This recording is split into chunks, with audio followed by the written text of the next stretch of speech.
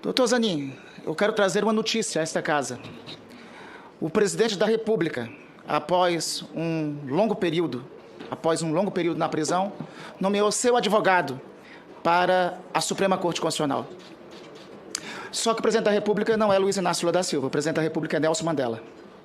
E o advogado não é Cristiano Zanin, o advogado é Arthur Chascosson. Depois de 31 anos de Nelson Mandela preso, assim, após a instituição da primeira Corte Constitucional Sul-Africana, o presidente Mandela nomeia o seu advogado do processo de Rivônia, de 1963. Naquele processo, Chascosson saiu vitorioso. Alguns vão dizer, mas Mandela foi condenado. Foi condenado à prisão perpétua. Mas o desejo da promotoria naquele caso era condenar Mandela ao enforcamento. A prisão perpétua foi uma vitória de Chascosson naquele julgamento de Rivônia de 1963. 31 anos depois, em 1995, logo após a sua eleição à presidência da República, Mandela nomeia Chascosson juiz da Suprema Corte. Uma de suas primeiras providências em julgamento e atuando como juiz foi abolir a pena de morte naquele país, como parte da obra da reconciliação nacional. Sempre esses episódios da história é importante destacar quando falam de eventual indicação pessoal do presidente da República. Esse destaque histórico eu faço questão de trazer aqui a colação. Por isso, a primeira parte aqui, eu não quero lhe perguntar, quero lhe desagravar, porque eu vejo que o senhor tem sido, no último período, até por alguns instrumentos, meios de comunicações, como alguns dizem, jornalões, indevidamente e injustamente atacado. Mas de injustiça o senhor conhece, doutor Zanin, porque o senhor é responsável por provar ao Brasil a maior injustiça que foi cometida na última década. Chegam ali acusar, eu acho um absurdo, assim, quando levantarem a acusação de qual o seu notável saber jurídico, doutor Zanin, erga essa decisão da Organização das Nações Unidas.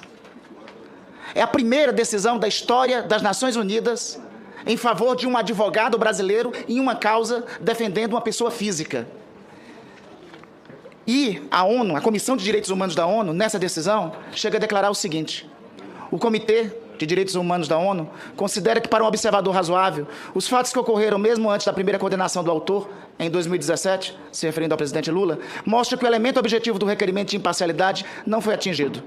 O comitê observa que uma decisão tomada no momento certo sobre o assunto teria evitado o prejuízo causado pelo autor, o que incluiu uma condenação, a confirmação da condenação, ser impedido de concorrer à presidência da República e 580 dias de uma prisão injusta. Foi o senhor que colecionou essa decisão da Organização das Nações Unidas. Aliás, o senhor proclamou, às vezes, contra inclusive o clamor da opinião pública, mas atuando como a justiça devia atuar, e lembrou a todos os brasileiros a existência de alguns princípios basilares, presentes no artigo 5º da Constituição.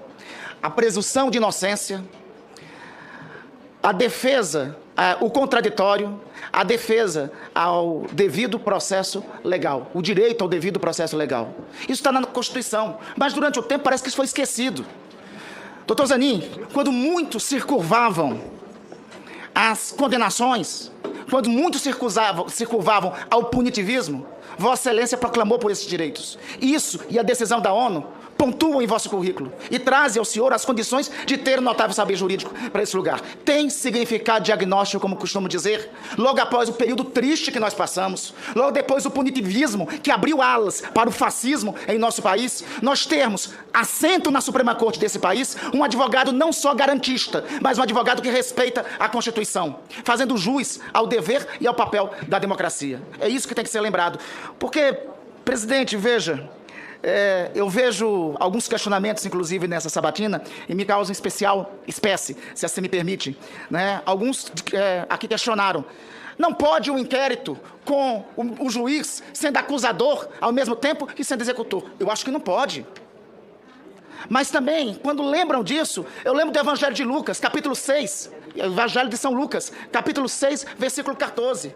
Por que reparas no cisco que está no olho do teu irmão e não percebes o tronco que está no teu próprio olho? O mesmo que falo de inquéritos indevidos do Supremo Tribunal Federal, esquecem e acham correto um processo judicial em que teve conluio entre juiz e procurador.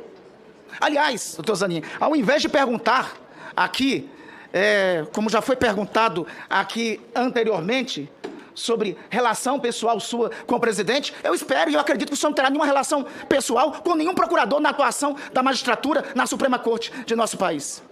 Eu tenho certeza que, pela experiência que o senhor teve em denunciar isso, essa atuação, Vossa Excelência não terá. Me causa também estranheza quando, às vezes, até para tentar distorcer a verdade, trazem à colação aqui informações do tipo seguinte: o senhor tem relação pessoal com o presidente da República? O senhor foi padrinho de casamento do presidente da República? Bastava percorrer a imprensa para saber que o presidente da República e a primeira-dama não tiveram padrinhos de casamento. Então, às vezes, ao invés de percorrer as redes de fake news que existem por aí, talvez seja mais efetivo procurar as informações nos dados reais, na imprensa livre, na imprensa democrática, nos meios de comunicação que prestam informações, não quando emitem, mas quando prestam informações. Evitaria, talvez, dissipar ou disseminar, até aqui nessa Comissão de Constituição e Justiça, outras fake news que são espalhadas aí nas redes. É importante, ao fazer questionamentos aqui, buscar, eu acho que a fonte real e concreta dos fatos e das informações. Então, dito isso, doutor Zanin, e já para concluir, porque eu acho que está mais do que gabaritado, provado e trazido aqui para todos nós, a competência jurídica que Vossa Excelência tem. Primeiro por isso, por ter sido o único advogado brasileiro em toda a história da nossa advocacia a conseguir uma decisão da Comissão de Direitos Humanos da ONU em favor de uma pessoa física. Segundo, pelo papel histórico que Vossa Excelência cumpriu. Sim, Vossa Excelência cumpriu o papel histórico. Vossa Excelência reafirmou para nós brasileiros a importância dos princípios que estão constantes na nossa Constituição. Eu não vou falar de Vossa Excelência sobre o conhecimento da Constituição, porque a atuação vossa, no julgamento mais conhecido que Vossa Excelência teve atuação, provou na prática como deve ser cumprido os princípios constitucionais e como deve atuar um juiz com a imparcialidade devida. Ao concluir, só duas perguntas. Uma que eu considero importante, inclusive em decorrência de vossa atuação, foi o Supremo Tribunal Federal tomou decisão em relação às chamadas conduções coercitivas, demonstrando o quanto arbitrária e inconstitucional elas eram. Eu pergunto de Vossa Excelência que se, como futuro ministro do Supremo Tribunal Federal, como pretende lidar com questões que envolvem o equilíbrio entre os instrumentos de investigação e os direitos fundamentais do cidadão. Só como segunda questão, o Conselho Nacional de Justiça aprovou a Resolução 492, que, entre outros aspectos, estabelece medidas de aperfeiçoamento do sistema judicial, sobretudo em relação à equidade racial.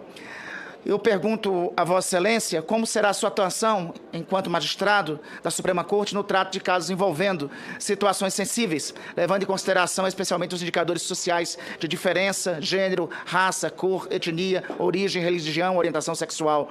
Quais os princípios, sem entrar no mérito de qualquer julgamento por parte de Vossa Excelência, quais os princípios que Vossa Excelência terá na atuação em relação a estes temas, quais os princípios que norteará a atuação de Vossa Excelência. No mais, quero desejar todo sucesso a Vossa Excelência, e o que lhe gabarita não é a indicação. Aliás, a indicação quisera quaisquer juristas desse país ou advogados ter a honra de ser indicado por Luiz Inácio Lula da Silva. Aliás, a indicação lhe qualifica, doutor Zanin, a indicação lhe qualifica. Seu notório saber e o papel que Vossa Excelência cumpriu para a história brasileira lhe qualifica mais ainda.